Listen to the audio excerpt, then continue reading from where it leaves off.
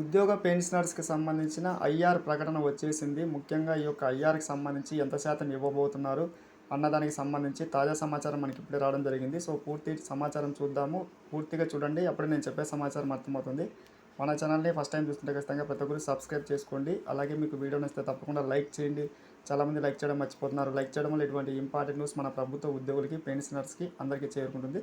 ముఖ్యంగా ప్రభుత్వ ఉద్యోగులు, పెన్షనర్స్ ఐఆర్పై మనకి కీలక ప్రకటన అయితే రావడమే జరిగింది. ఇక్కడ మెయిన్ టైటిల్ చూస్తున్నాం, గవర్నమెంట్ ఎంప్లాయీస్ అని చెప్పి. సో ముఖ్యంగా పీఆర్సీ నివేదిక రాగానే పరిశీలించి కొత్త పీఆర్సీ అమలుకు సంబంధించి నిర్ణయం తీసుకుంటామంటూ మనకి అధికారిక ప్రకటన అయితే వచ్చింది. ముఖ్యంగా ఐఆర్ మనకి ఈ యొక్క పీఆర్సీ కంటే ముందు ఐఆర్ అయితే 30% ఇచ్చేందుకు మనకి కీలక సమాలోచన జరిపినట్టుగా సమాచారం చూస్తున్నాం.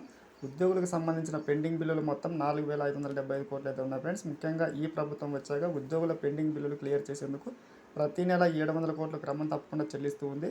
సో ముఖ్యంగా మనకి భవిష్యత్తులో కూడా ఈ యొక్క అమౌంట్ మొత్తం ఇచ్చేందుకు మనకి ప్రభుత్వం అయితే సిద్ధమైనట్టుగా తాజా సమాచారం చూస్తున్నాం.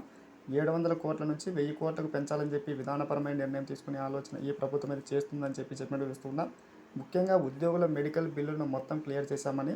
సో ప్రభుత్వం వచ్చిన తర్వాత 40,150 కోట్లు మనకి గతంలో పెండింగ్ అయితే ఉంది. ముఖ్యంగా రిటైర్డ్ ఉద్యోగులకి అమౌంట్ ఇచ్చేందుకు ఆలస్యం చేసేందుకు ముఖ్యంగా పదవీ విరమణ వయసు కూడా పెంచినట్లుగా మనకి ప్రభుత్వం చెప్పడమే జరిగింది. గమనించగలరు. Thanks for watching. Next video.